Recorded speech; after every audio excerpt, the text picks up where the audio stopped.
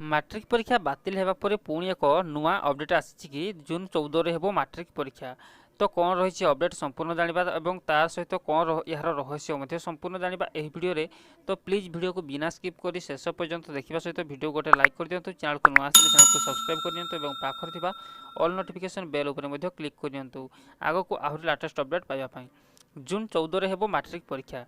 प्रथम एहाकु बातिल करा जायथिबा बेली परे बैठक करा जाय निष्पत्ति निया जायछि जे मैट्रिक परीक्षा जून 14 रु 26 पर्यंत हेबो। तो गणशिक्षा मंत्री समीर रंजन दास एक एभली ट्वीट समस्त को आश्चर्य करथिला। एनै तांको समालोचना करा जिबा परे एबे प्रकृत सत्य सामना को आसीछि।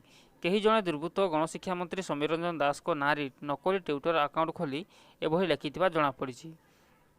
तो एनै स्पष्ट करछन्ती गणशिक्षा मंत्री समीर रंजन दास। से निजे नकली ट्विटर अकाउंट रे ट्वीट करा लेखार स्क्रीनशॉट नहीं असली ट्विटर अकाउंट रे शेयर करने सह लिखिछन्ती केही जणे बदमाश मो नाम रे फेक अकाउंट खोलिकी एसबू मिथ्या पोस्ट करी प्रचार करुवा नजर रे आसीछि। समस्त को अनुरोध एसबुठू दूरे रुहंतु।